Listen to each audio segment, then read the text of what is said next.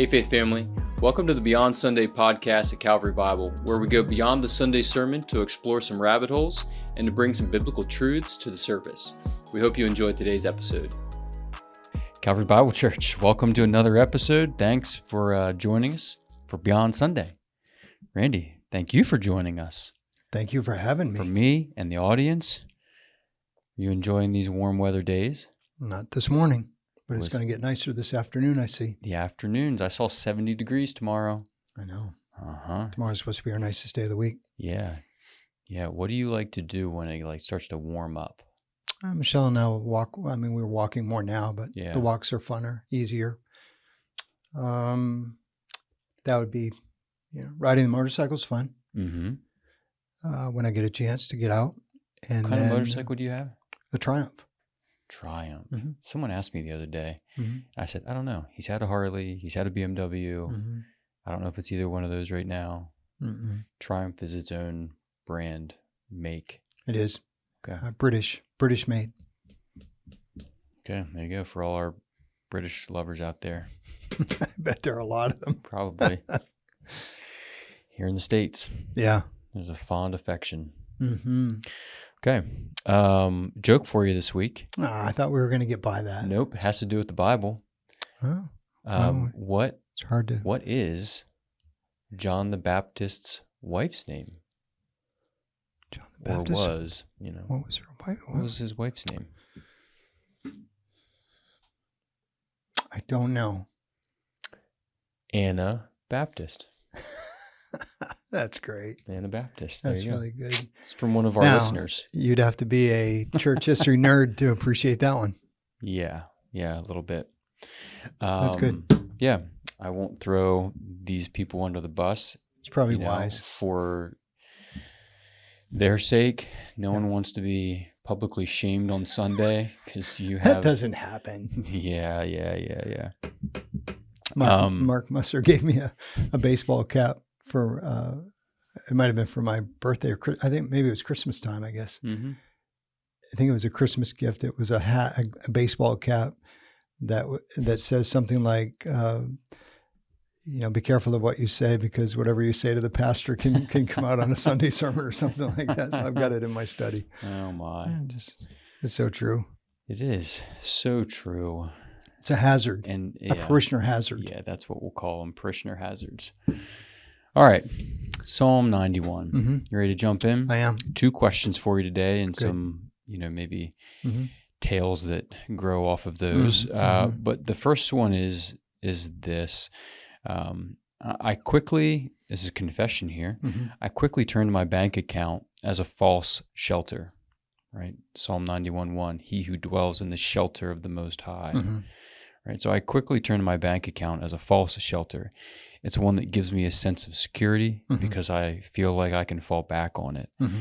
I think the blessing of an emergency fund like that is a gift mm-hmm. of God. But so here's 2 parts to this mm-hmm. question. Mm-hmm. How do I guard against allowing this false shelter to be a shelter that mm-hmm. I run to? And then 2, are there other false shelters that you see people regularly run to that should be on my radar to look out for? Mm-hmm. Yeah, the first one, the first thing I would say about the first part of that is every day pray the first request in the disciples' prayer. So the reason why it's helpful to say, give us this day our daily bread, to use that language, Mm-hmm. that particular translation, give us this day our daily bread, is a daily reminder for me that God is the one who provides for my needs, and He will do that. And I need it today. I need that reminder today. I need to pray that request today, even though when I prayed it this morning, I was assured of breakfast because mm-hmm. of what was in the refrigerator and freezer. Mm-hmm. So that would be the first thing, is just that constant reminder of God is the one who supplies my needs.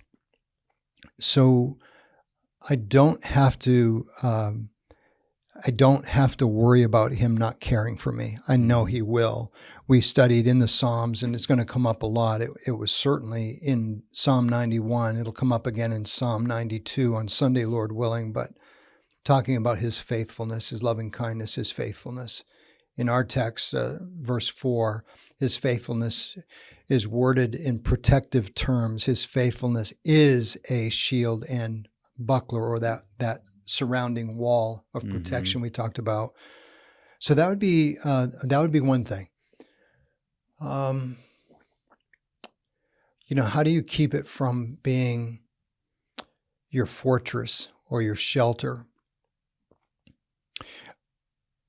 I believe that your ability to monitor anxiety, that self-inspection on where your heart goes is important. So like in the moment where maybe something happens and you need to, have a repair bill. Yeah. In that moment where the disaster strikes or you get the news. Yeah. Do you think, oh, it's okay, I got a bank account? Yeah. Or, oh, it's okay. Yeah. God's my shelter. Yeah. One of my neighbors, he's a Christian guy up the street a little bit. Mm-hmm.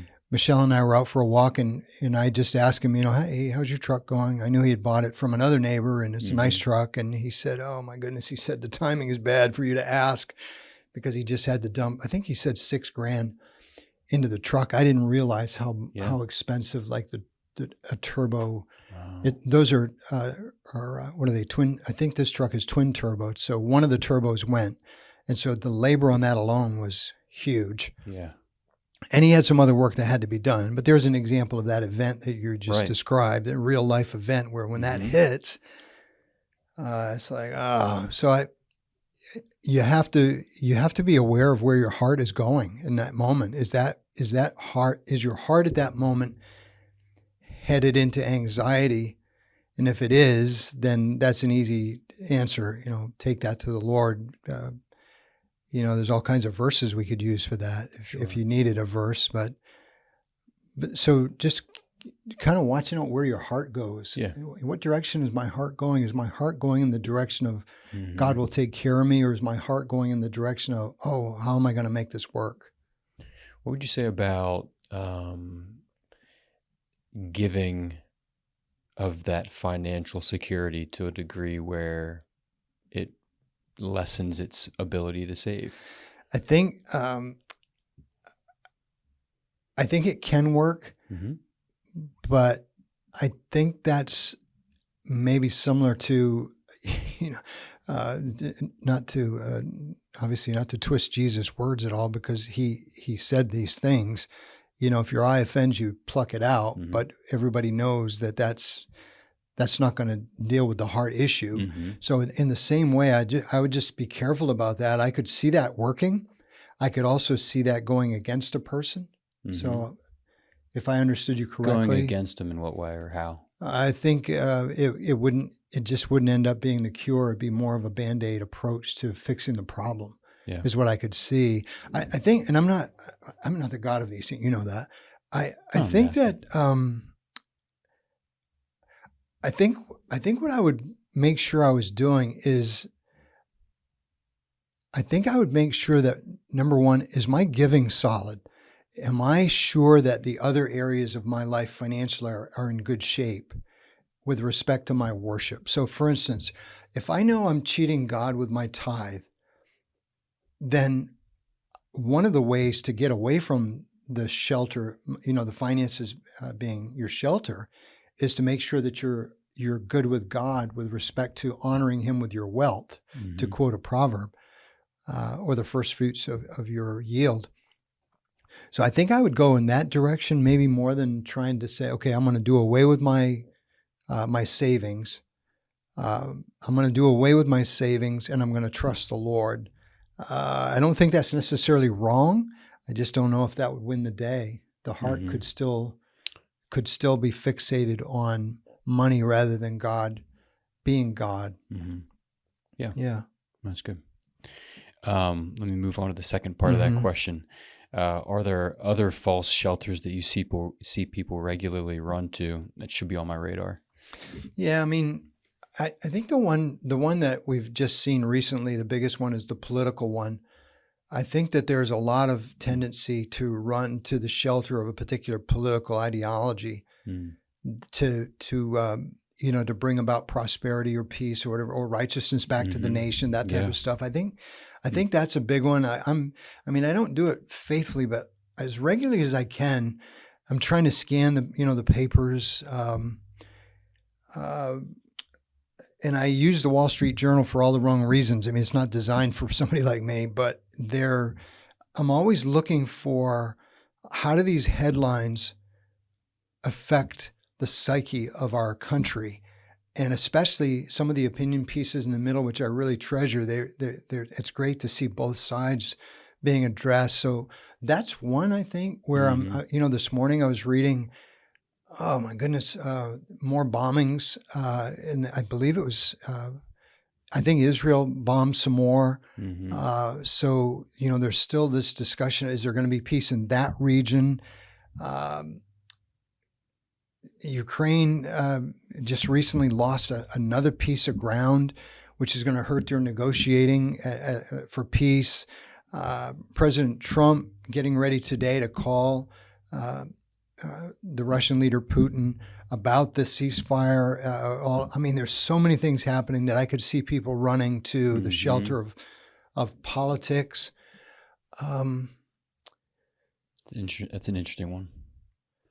Trying to think of when I talk to people, I think health. I think health can be one of those.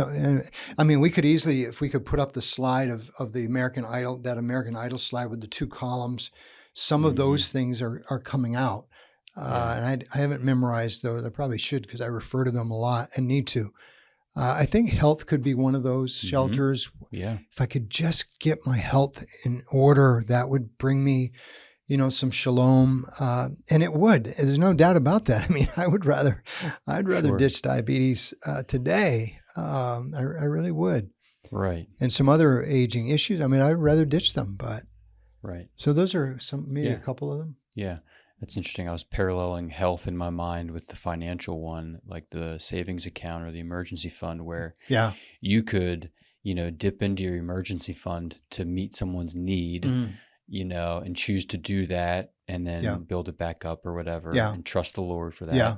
And that might be a good exercise. That would be a good exercise, I think. Right. I think that's a good one. Yeah. But you're kind of choosing to do that, whereas sometimes, maybe all the time, like those health things, those are things that we don't have control over or much control over. So they're kind of inflicted upon us for a variety of reasons. But if we could, to your point, if we could get them into a stable place, then that would be, I would be safe. Then I would be okay. And I'd have shalom, to use that word. And we've got 2 great examples going on in the faith family of doing it correctly. I'm sure both of those men, both Williams, William Patton, William Osborne, both Williams would say they don't do it perfectly, but my interaction with both Williams is that these 2 men are handling physical adversity well, with faith, proper perspective. So they're going to God as their shelter, not the regaining of health necessarily. So those 2 men are modeling it well for me. Yeah, and they are working on their health. And they are seeking advice and all those things. That's a great point. But not either or. Right, but it is not their shelter. Yeah, that's a great example. Good. Anything else to add there? No. Yeah, those are some good ones. Yeah. Finances, health, and political ideologies. That's excellent. Okay. So I'm this glad one, you liked them. Yeah, thank you. Yeah. Well, you're welcome. And thank you. All right. Next set of questions here. So you gave us counsel on how to deal with someone close to us who is going through a difficult time, like the storm is upon them. And when someone close to us is going through a difficult season, one of trial or suffering, you told us not to say, "This is God's will for you," right? Remember, you made a that's pretty not, clear. That's point. not what I. Yeah. Go ahead. Keep going. I'll let you go. If I misquoted you, you can correct me. I will. Okay. And he knows what you're going through. Yeah. And both of those are true. He does. He does. Yeah. But you said, and correct me if I'm wrong. Yeah. I thought you said, Yeah. don't say this to people. Yeah. Even though I said more than once, even though those things are right, Yeah. they're not enough. Yeah. They're not enough. They're not enough. They're not That enough. doesn't help. It doesn't help. No, it's never helped me. I told him I was just, here's my, my deal with that. Yeah. If someone came to you and said, yeah, well, God knows what you're going through. Yeah. That doesn't help me. No. I actually said that makes it worse. Yeah. And then you told us to say, He's refining us through suffering. Yes. He's building character in you. Yes. You're being prepared for glory. Yes. How are those different from the examples of things not to say? Well, because there's a purpose in those. There's no purpose in the fact that He knows has no purpose. Mm-hmm. There's no purpose in that. To say that, He knows what you're going through, or He's not surprised by this. Mm-hmm. There's no purpose in that. Mm-hmm. There's no redemptive purpose. Whereas, or to say, well, God is allowing this, but to stop there, there's no redemptive purpose. Gotcha. So for me, I'm better off. And what got this going, by the way, thinking about Beyond Sunday is the promise. Because you have made the Lord your dwelling place, and not finances, and not politics, mm-hmm. and not health, let's say, to go back a few moments ago, no evil shall be allowed to befall you, no plague come near your tent. Mm-hmm. That's such a blanket promise. Yeah. So that's the reason why we had to spend some minutes saying, but it seems like evil does. And that's why I love that Jonathan Edwards quote that we had up. Yep. So, just to think that we're safe from the evil of those things, even though those things in and of themselves are evil, mm-hmm. and we're not protected from those things, but Right. we're protected from the evil within them. I thought, we need to know that what's happening when trouble and trauma hits is that God is doing something. It's not mm-hmm. just that He knows or just that He permitted it. That is just not helpful, at least the way I see it. Yeah. That's great. Because those things are true. They are true. Well, yeah. Of course He knows. God's allowing those things to happen. He knows what you're going through. Yep. Christ has suffered, in all ways like we have. So like those things are true, mm-hmm. but that was helpful clarification, because you're helping someone to see, may I add, when the time's right. that there is, because you could say that when the time's, almost like you're Job's right. friends. You're exactly. No, not like Job's friends. They waited. They did, but they're, they were off. Yeah. But you're correct about the time, because that's the wisdom piece where you and I have to know that relationship can withstand this right now. Yeah. I think that's what you're saying. Yeah, right, exactly. But what was helpful there then is understanding that you can help them more by reminding them of the redemptive side of trials and suffering mm-hmm. and what we go through. Yeah, and for 2 weeks in a row, that gave me an opportunity to remind everyone, Scripture only gives a couple of hints at this. Mm-hmm. Hebrews 12, James 1. Mm-hmm. And then I snuck in that 2 Corinthians 4:17 one, because I thought, I know there's this we're being prepared for, and I'm sure I misquoted it badly, but I think just this might be a little extra, but well, while you're looking, or do you got it? Go ahead. Yeah, for this light momentary affliction is preparing for us. No, I had it right. The eternal weight of glory. Mm-hmm. So I didn't do bad with that. 2 Corinthians 4. Yeah, 4:17. Yeah. My joke teller at home asked me last night.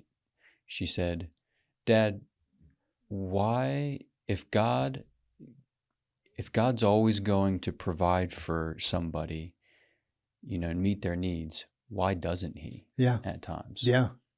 So she was pondering that question of, I understand that God's my shelter and that He's going to care for us and give us our daily bread. Yeah.